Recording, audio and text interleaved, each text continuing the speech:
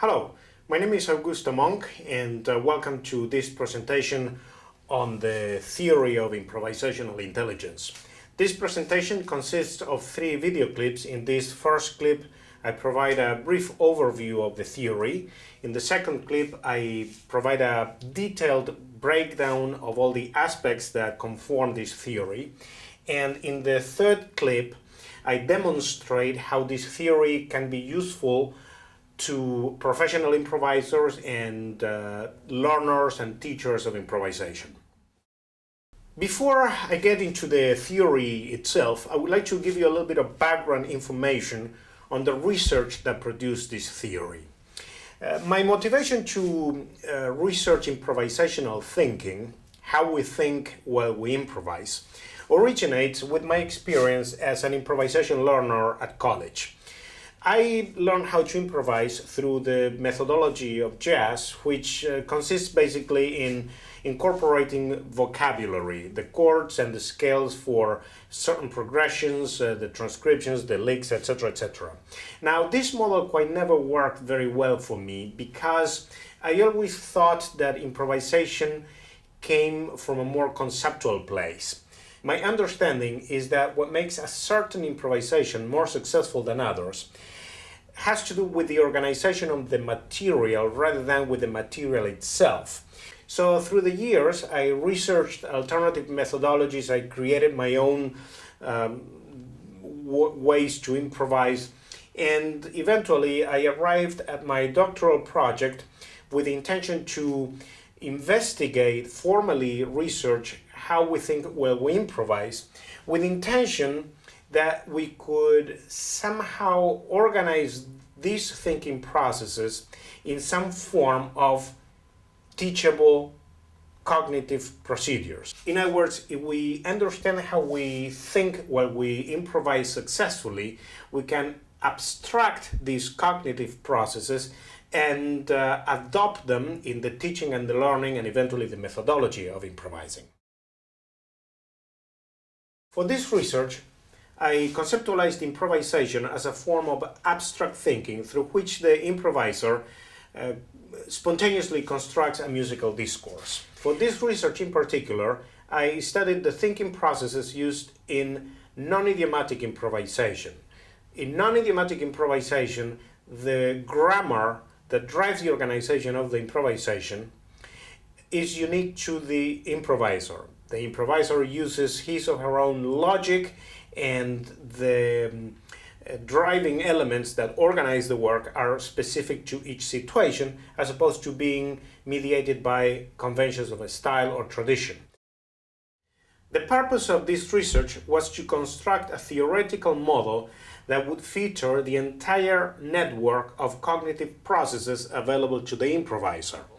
In plain language, this means that the research wanted to produce a model that shows all the things that the improviser can think of or do at the conceptual level while improvising. This is important because through this model, as an improviser myself, for instance, not only can I see how I improvise, what cognitive processes I use, but using the entire network, I can also see what things I am not using very much or which cognitive processes would enhance or expand or refine my improvisational thinking. Consequently, the model that this research wanted to produce was a comprehensive model showing all the things available to the improviser. So the study consisted of a grounded theory research project.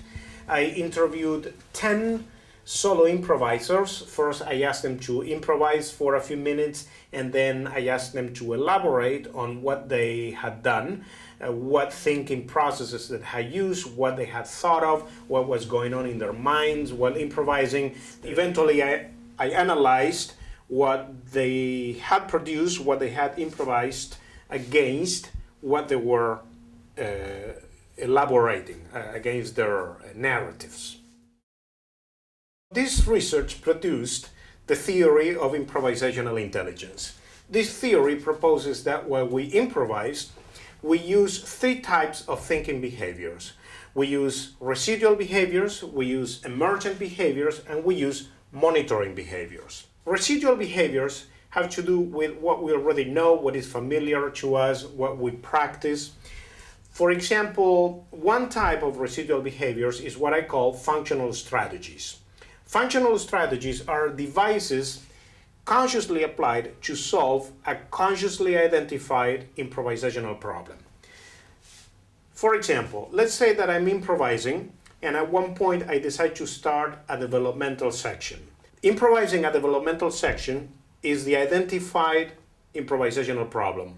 In order to solve this improvisational problem, I may apply from my reservoir of strategies the technique of motif fragmentation and sequencing.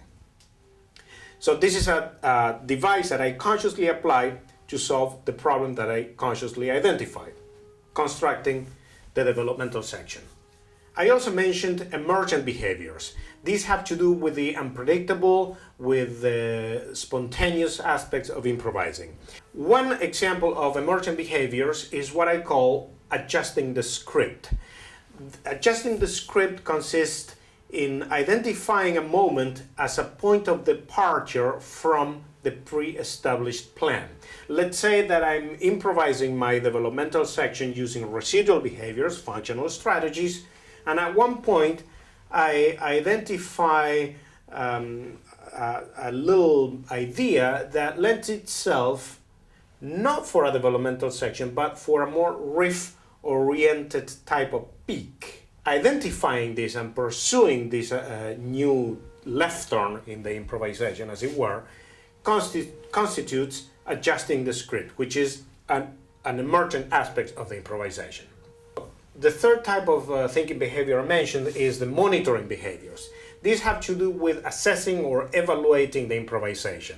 A very common type of monitoring behavior is what I call assessment points. Are all those moments in the improvisation in which the musician asks himself or herself or questions or assesses the progress or any aspect of the improvisation. For example, if I'm improvising my developmental section, at one point I may ask myself, do I need a new element or is this idea enough to keep developing? That would be an example of an assessment point. This theory also proposes that while we improvise, it is the monitoring system that mediates the cognitive activity between residual behaviors and emergent behaviors. This is an important point because if I'm going to use this theory to inform a pedagogical approach, for instance, I need to pay special attention on how I teach or learn or practice or develop these monitoring behaviors. In order to summarize the theory I have just presented to you, I would like to draw three conclusions or three observations. The first one is that the three thinking behaviors are constantly available to the improviser and they come to the foreground of the cognitive activity according to the circumstances, according to the needs of the improvisational situation. The second observation is that the three thinking behaviors work together. This was articulated by this idea that the monitoring system drives this conversation amongst the three thinking behaviors. The third conclusion suggests that the more interaction across thinking behaviors, the better equipped I am to solve problems of different natures. In other words, the more thinking processes I use, the more intelligent my improvisation can be. For example, let's say that I'm improvising and I mainly use residual behaviors. Through residual behaviors, I will solve problems of a specific type of nature. Most likely my improvisation will sound coherent, well planned, well organized. But it may lack a spontaneous factor of improvisation, which is necessary and valuable. On the other hand, if I use emergent behaviors most of the time, my improvisation may be inventive or may be spontaneous, may sound fresh, but it may lack some consistency or development. If I'm using monitoring all the time, probably I will be thinking a lot, but be more concerned with my actions than with the music I'm producing. In other words, I may experience some blocks. But if I use a variety of thinking behaviors from the three areas, from all the areas, and I jump from one area to the other, there is a lot of activity and interaction, then I'm equipped to solve different problems simultaneously. The problems of sounding spontaneous, the problem of sounding coherent, the problem of being in control and making conscious decisions, and so on and so forth. So the last conclusion proposes that the more interaction across behaviors, the more intelligent the improvisation.